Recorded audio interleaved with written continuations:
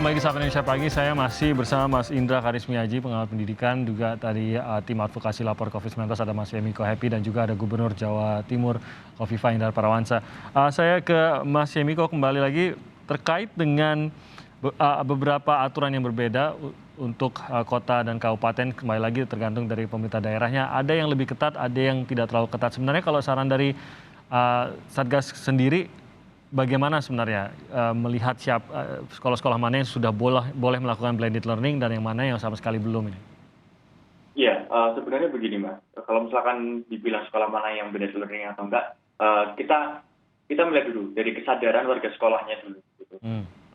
Kan mungkin pemerintah daerah melalui dinas pendidikan ya melakukan assessment gitu kan.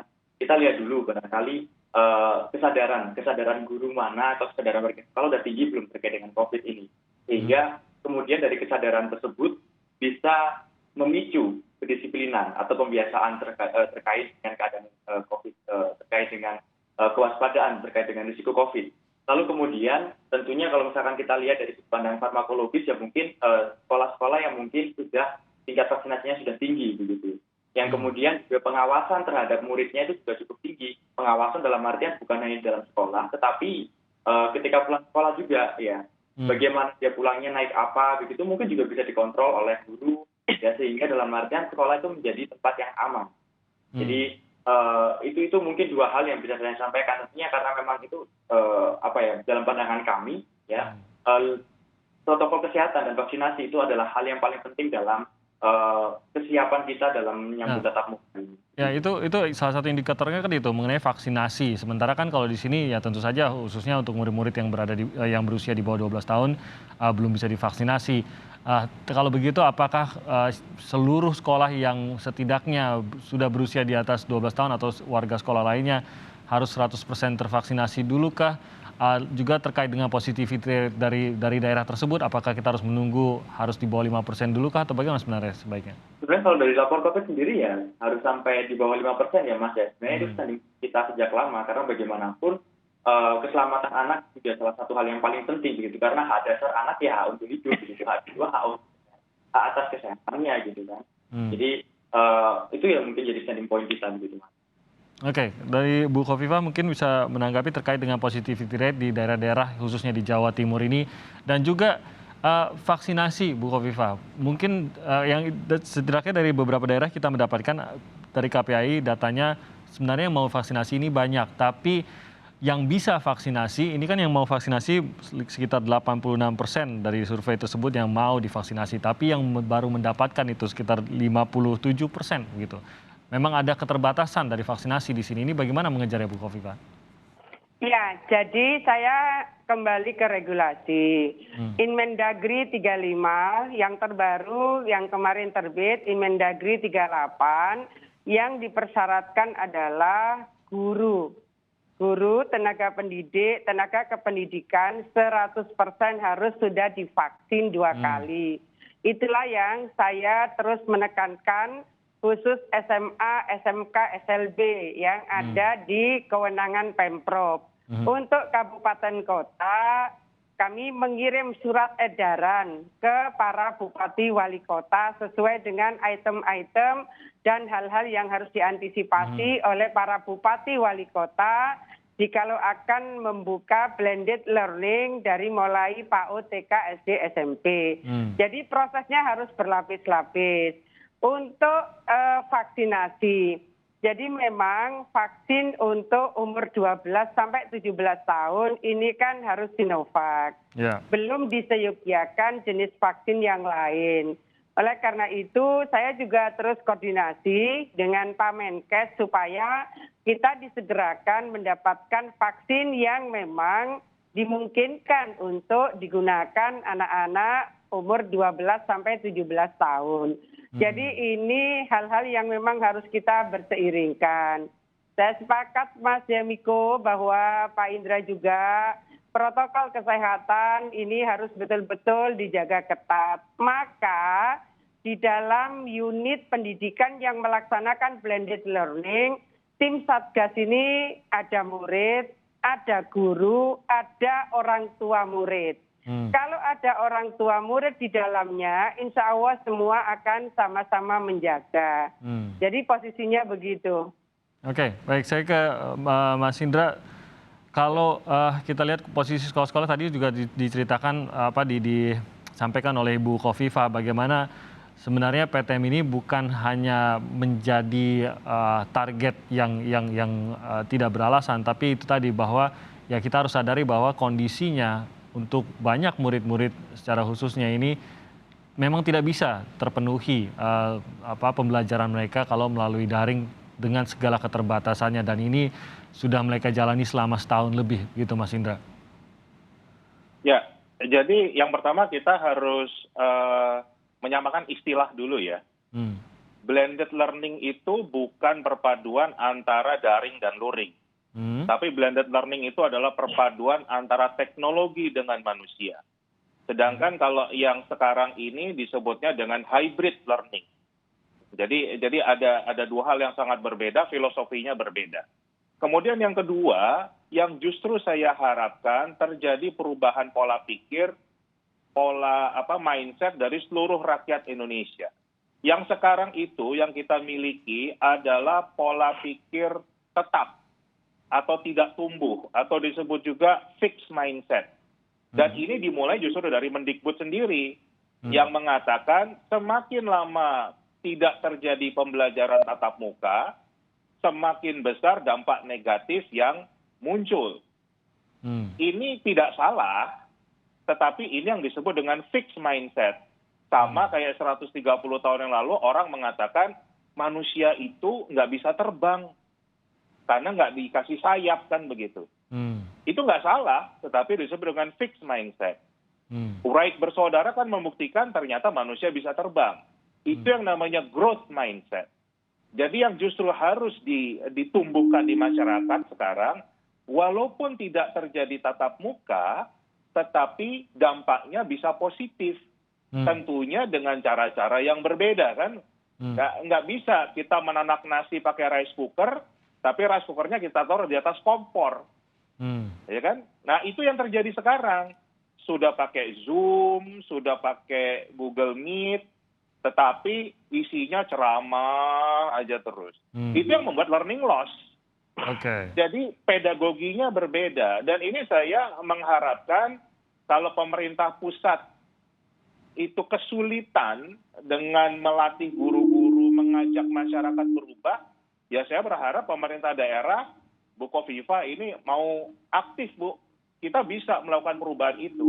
Saya sudah bisa membuktikan di Jawa Timur, ada SMA-SMA yang bisa berubah, yang tadi saya katakan, sekarang mereka nggak peduli lagi, mau tatap muka, mau daring, anak-anaknya belajar dengan baik, anak-anaknya terdidik dengan baik, dan itu bisa dibuktikan. Ada data-datanya, ada buktinya, kan gitu. Nah, yang kita butuhkan ini adalah perubahan pola pikir. Gitu. Jadi memang rasanya berbeda, ya kan? Tetapi anak-anak ini perlu kita didik sesuai dengan eranya. Eranya sudah era digital. Kalau sekarang harus dimaksimalkan di situ. Kalau sekarang kita bisa bekerja tanpa harus datang ke kantor, tetapi kalau sekolah harus datang ke sekolah, berarti ada gap di situ. Oke, nah ini mungkin Bu Khofifah mau menanggapi, kalau bayangan saya kalau memang mau melakukan perubahan sebesar itu ya harus dari pusat begitu, tapi tadi Mas Indra mengajak para pemerintah daerah juga. Nah, Bu Khofifah mungkin mau menanggapi hal ini? Iya, kita ketemu dengan end usernya, terutama SMK.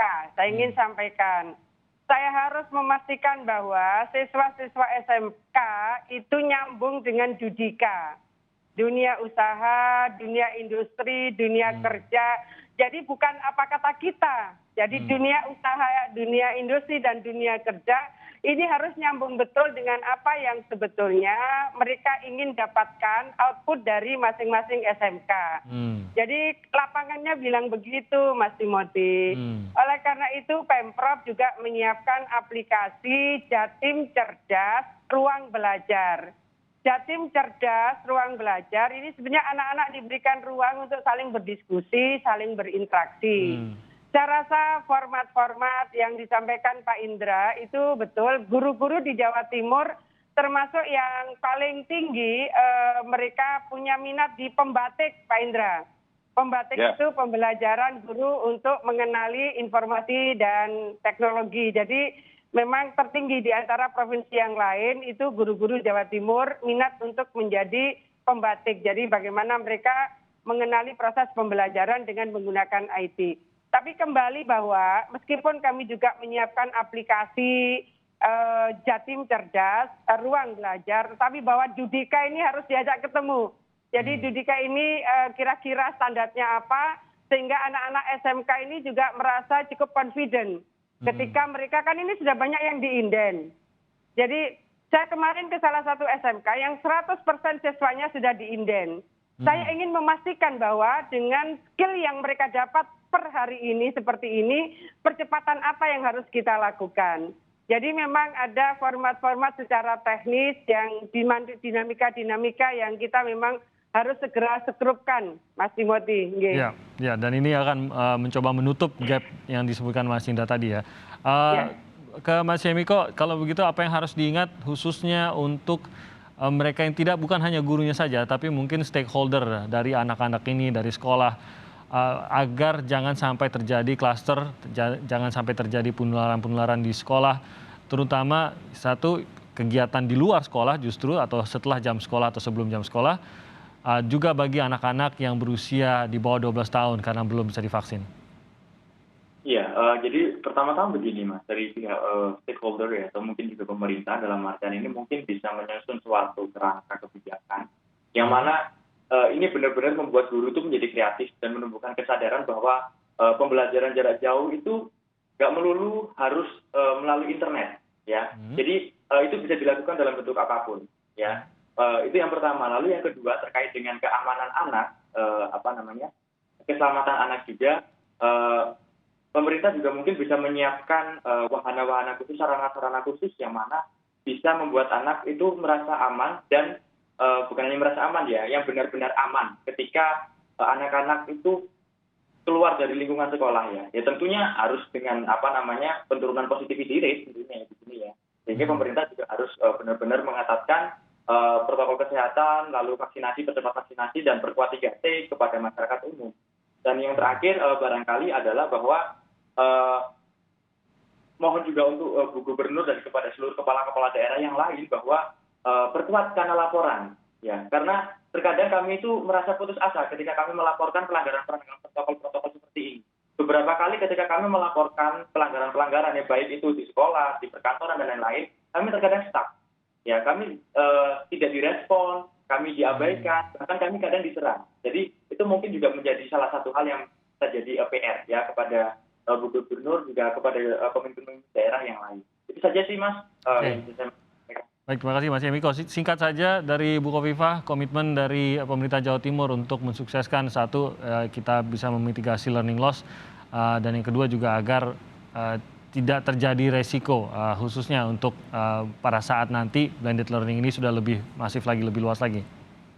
Tentu pengambilan keputusan untuk blended atau hybrid learning ini adalah satu komitmen bersama yang harus kita jaga bersama, kehati-hatian dan kewaspadaan selama proses pembelajaran saya rasa akan menjadi tanggung jawab kita semua.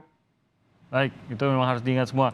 Terakhir, Mas Indra, yang harus kita ingat agar benar-benar efektif apa yang sedang dilaksanakan dan diatur oleh pemerintah, khususnya pemerintah daerah saat ini?